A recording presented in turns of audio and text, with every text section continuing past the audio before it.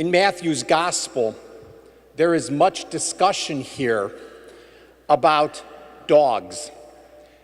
And it made me think back to a conversation that took place at dinner while we were on vacation a couple of weeks back. We were at dinner with my parents and one of my sisters and her family.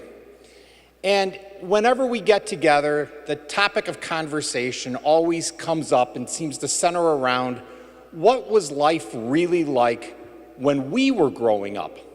And my nieces and nephew, along with my kids, get a big kick out of hearing some of the stories.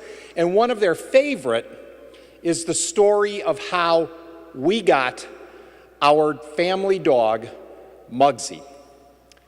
It was through the persistence, or maybe badgering, or maybe annoyance of my sister. Dad, can we get a dog? No. Dad, can we get a dog? No. Dad, no. It was always, always, always no. Until one day, she asked, and the answer came back, we'll see. Now, in the Kipstool household, we'll see from my father was as good as a yes. And that's how we got Muggsy. And I couldn't help but think of that in reflecting on the gospel. And here we hear the story of the Canaanite woman being very persistent in coming to Jesus even when she appears to be rebuked by him. Help me, Lord, help me. My daughter is tormented, help me. And her persistence pays off. But I think it's important to take a look at this particular gospel and compare it and contrast it to last week's gospel as well.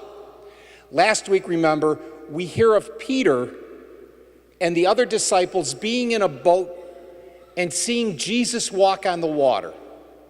And they were afraid. And Peter calls out to Jesus, Lord, if it is really you, tell me to come. And Jesus extends him an invitation.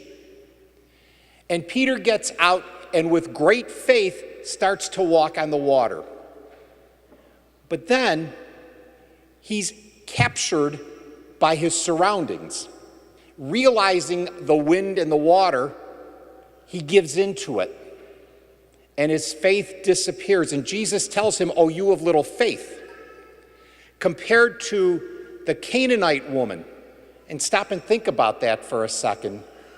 The Canaanite woman was a Gentile, not a Jew, and was a woman who back in the time of the gospel were not thought of as highly as valued as men were. And yet Jesus shows us her great faith in being persistent in what she wanted. She knew what her goal was. Peter did too, but Peter gave in to his surroundings. This woman did not. It might have been very easy for her to have been rebuked by Jesus several times to have just given up. But she didn't. She continued on. She was persistent. There's another part of Matthew's gospel that joins these two readings together. We don't hear it proclaimed on Sunday, but if you were to look at what comes right before this gospel, right after last week's gospel, there is a discussion that Jesus has with the Pharisees. The Pharisees were a group of people who were more concerned about the dietary laws, and Jesus corrects them.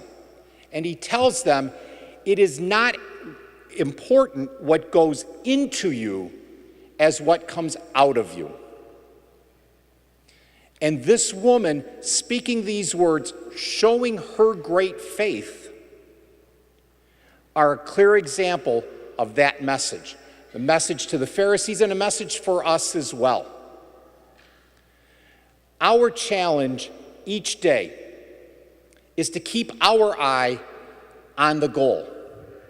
For us, that goal should be life with Jesus, whether it's here on earth or in eternal life.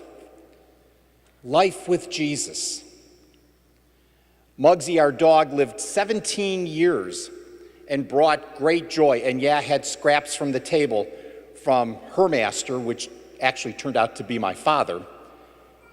But think about the joy that we experience when we have true life with Christ, and what the joy will be when we celebrate life, eternal life, with Christ in heaven. All that much more greater. But it requires us to continue to be persistent in our faith, calling out to Jesus, knowing that he will be there, just as he was last week for Peter to extend a hand, knowing that Jesus will be there to help us, to heal us whenever we need it. Our challenge is to make sure we keep our eyes focused always on the goal of life with Jesus.